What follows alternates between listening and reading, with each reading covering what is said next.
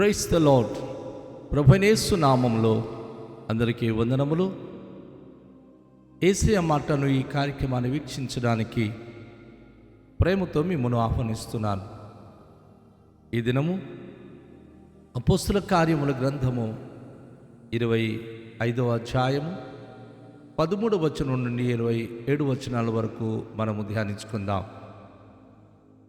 కొన్ని దినములైన తర్వాత రాజైన అగ్రిపయు బెర్నీకేయు ఫేస్తు దర్శనము చేసుకున్నటకు కైసరియకు వచ్చిరి. వారక్కడ అనేక దినములుండగా ఫేస్తు పౌలు సంగతి రాజుకు తెలియచెప్పెను. ఏమనగా ఫిలిక్స్ విడిచిపెట్టి పోయిన ఒక ఖైదీ ఉన్నాడు. నేను యెరూషలేములో ఉన్నప్పుడు ప్రధాన యాజకులను యూదుల పెద్దలను అతని మీద తెచ్చిన ఫిర్యాదు తెలిసి అతనికి శిక్ష విధింపవలెనని వేడుకొనిరి. అందుకు నేను నేరము మోపిన వారికి ముఖాముఖిగా వచ్చి తన మీద మోపబడిన నేరమును గూర్చి సమాధానము చెప్పుకొనుటకు అవకాశము ఇయ్యక మునుపు ఏ మనుషునికైనను అప్పగించుట రోమియుల ఆచారము కాదని ఉత్తరమిచ్చి తిని. కాబట్టి వారు అక్కడికి కూడి వచ్చినప్పుడు నేను ఆలస్యమేమీ చేయక మరోనాడు న్యాయపీఠం మీద కూర్చొని ఆ మనుషుని తీసుకుని రమ్మని ఆజ్ఞాపించి తిని. నేరము మోపిన వారు నిలిచినప్పుడు నేను అనుకొనిన నేరములలో ఒక్కటైనను అతని మీద మోపిన వారు కారు. అయితే తమ మతమును గూర్చి చనిపోయిన యేసు అను ఒకని గూర్చి ఇతనితో వారికి కొన్ని వివాదములున్నట్లు కనబడెను. ఆ యేసు బ్రతికి ఉన్నాడని పౌలు చెప్పెను. నేనట్టి వాదమును విషయమై ఎలాగూ విచారింపవలెనని ఏమీయూ తోచక యెరూషలేమునకు వెళ్ళి అక్కడ వేటిని గూర్చి విమర్శింపబడుటకు అతని ఇష్టమవునేమో అని అడిగితిని. అయితే పౌలు చక్రవర్తి విమర్శకు తను నిలిపి ఉంచవలెను అని చెప్పుకొనినందున నేను అతనిని కైసరునొద్దకు పంపించు వరకు నిలిపి ఉంచవలెనని ఆజ్ఞాపించి తిననేను. అందుకు అగ్రిప్ప, ఆ మనుష్యుడు చెప్పుకొనినది నేనును వినగోరుచున్నానని ఫేస్తుతో అనగా, అతడు రేపు విమర్శ వినవచ్చునని చెప్పాను. కాబట్టి మరోనాడు అగ్రిప్పయు బెర్నీకేయు మిక్కిలి ఆడంబరంతో వచ్చి సహస్రాధిపతితోనూ పట్టణమందలి ప్రముఖులతోనూ అధికారము మందిరములో ప్రవేశించిన తర్వాత ఫేస్తు ఆజ్ఞాపించగా పౌలు తేబడెను. అప్పుడు ఫేస్తు అగ్రిప్ప, రాజా, ఇక్కడ నాతో ఉన్న సమస్త జనులారా, మీరు ఈ మనుష్యుని చూచుచున్నారు. యెరూషలేములోను ఇక్కడను యూదులందరూ వీడు ఇక బ్రతుక తగదని కేకలు వేయచ్చు అతని మీద నాతో మనవి చేసుకొని, ఇతడు మరణమునకు తగినది ఏదియో చేయలేదని నేను గ్రహించి ఇతడు చక్రవర్తి ఎదుట చెప్పుకొందునని అనినందున ఇతని పంప నిశ్చయించి ఉన్నాను. ఇతని గూర్చి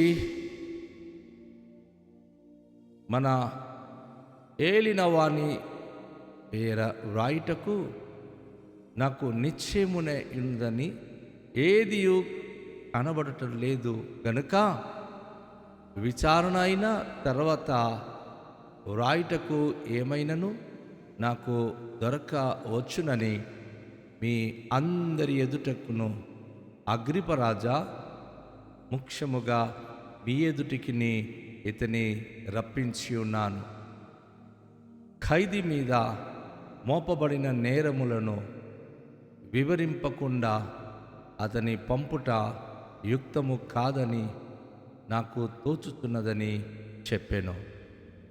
ప్రభునందు ప్రియమైన వాళ్ళారా, అనుకోకుండా ఒక అద్భుతమైన సంఘటన ఇక్కడ మనము గమనిస్తున్నాం.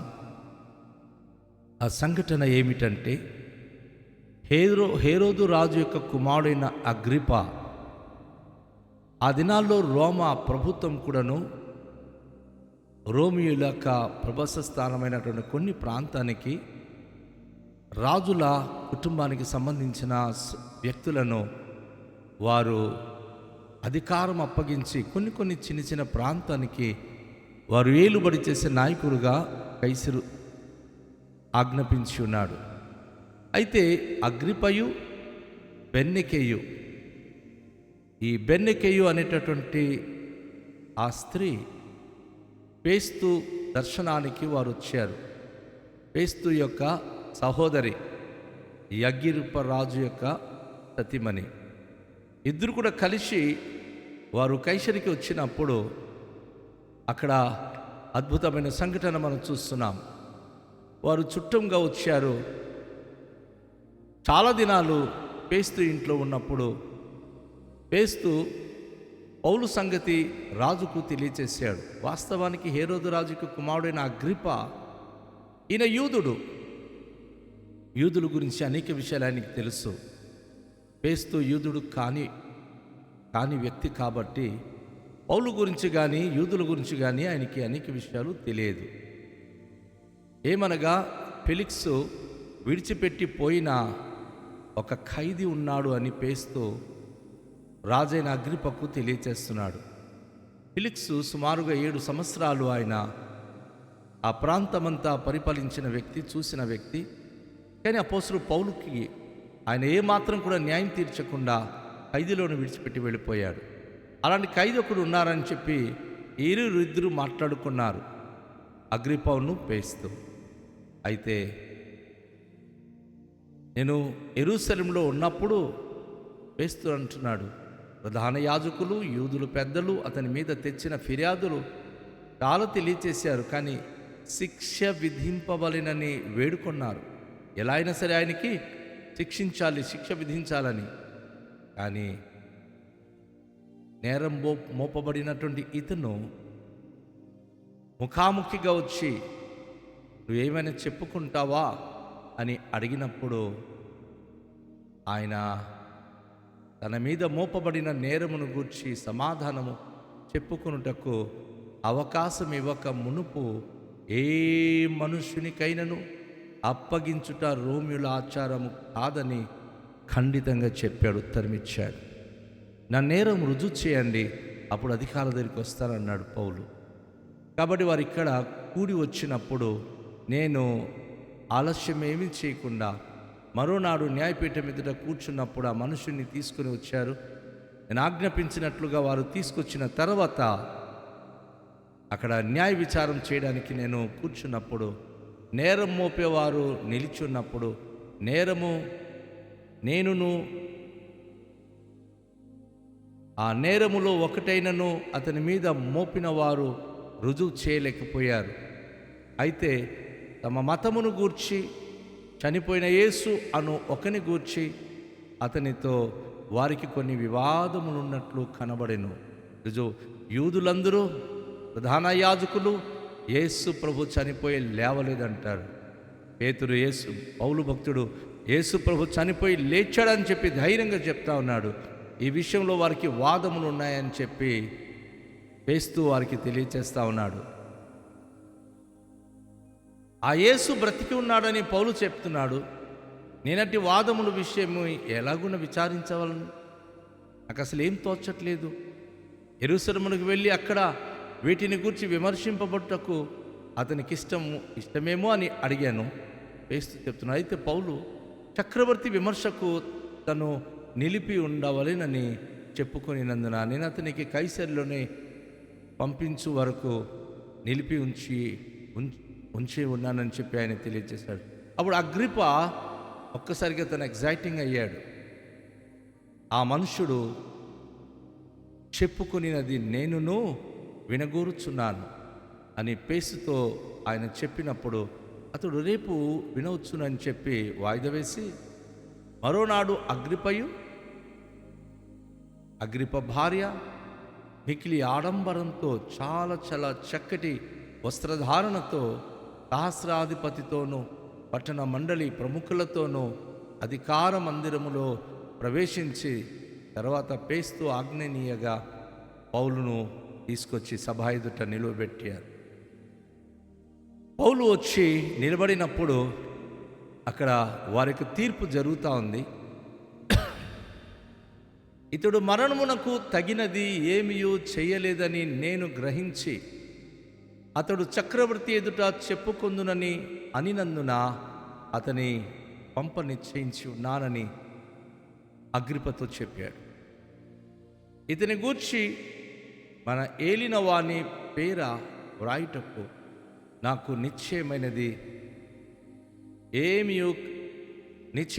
ఏమీయూ కనబడలేదు గనుక విచారణకై తర్వాత వ్రాయుటకు ఏమైనానో నాకు దొరకవచ్చునని మీ అందరి ఎదుటికి అగ్రిప్ప రాజా ముఖ్యముగా మీ ఎదుటికి అతన్ని రప్పించింది.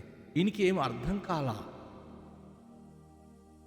కాబట్టి ఈయన ఏం చేశాడంటే, ఒకవేళ అగ్రిప్ప రాజు యూదుడు కనుక పౌలు భక్తుల్లో ఏమైనా తప్పు కనిపిస్తే ఆయన చెప్తే అది వ్రాసేసి నేను కైసరు దగ్గర పంపిస్తాను. ఎందుకంటే ఒక ఖైదీ వెళ్ళే ముందు ఖైదీ మీద మోపబడిన నేరములను గురించి వివరించకుండా అతన్ని కైసరు దగ్గర పంపించడము అది పద్ధతి కాదు. ఈరోజు క్రైస్తువుల మీద నేరం మోపాలని ఎదుగుతూ ఉంటారు, కానీ ఏముండదు, ఊరికే రకరకాల మాటలు వాడుతూ ఉంటారు. అయితే ప్రియ దేవుని బిడ్డలారా, ఈ ఉదయకాలములో ప్రభు మనతో మాట్లాడుతున్నాడు. ఎలాంటి పరిస్థితులు ప్రతికూలంగా మారినా మనం ప్రభువు మీదే ఆధారపడి జీవించాలి. ఆయనే మన దోషములు పరిహారించువాడు. అపోస్తలుడైన పౌలు పక్షంగా ఉండి తన జీవితంలో అద్భుత కార్యములు చేయువాడు కనుక రండి తలలుంచుకొని ప్రార్థన చేద్దాం. పరమ తండ్రి, మీ పరిశుద్ధ నామానికి స్తోత్రాలు.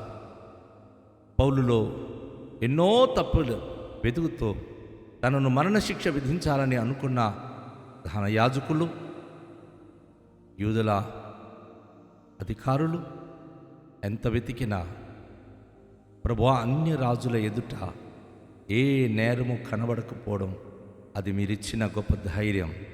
ఈరోజు మా జీవితంలో కూడా అనేక మంది నేరారోపణ చేసి ఎన్నో విషయాల్లో మా మీద ప్రభువా ఎన్నో విధాలుగా పలుకుతున్న మాటలకు మేము ధైర్యంగా మీ పైన మేము ఆనుకుని జీవిస్తూ జయశాలి అయిన యేసు ప్రభు మీద ఆనుకుని జీవించే భాగ్యం మాకు దయచేయండి. ప్రతి పరిస్థితులలో సత్యమునకు సంబంధించిన నీ బిడలుగా, జయించే బిడలుగా, మీకు మహిమ తెచ్చే బిడలుగా మమ్మల్ని వాడుకున్నామని ఈ దిన మీ వాక్యం ద్వారా మమ్మల్ని దీవించి ఘనత మహిమ ప్రభావములు మీరే పొందుకొనమని యేసు నామములో ప్రార్థిస్తున్నాము తండ్రి, ఆమేన్. అందరికీ షాలోం. ప్రభు మనను దీవించునుగాక.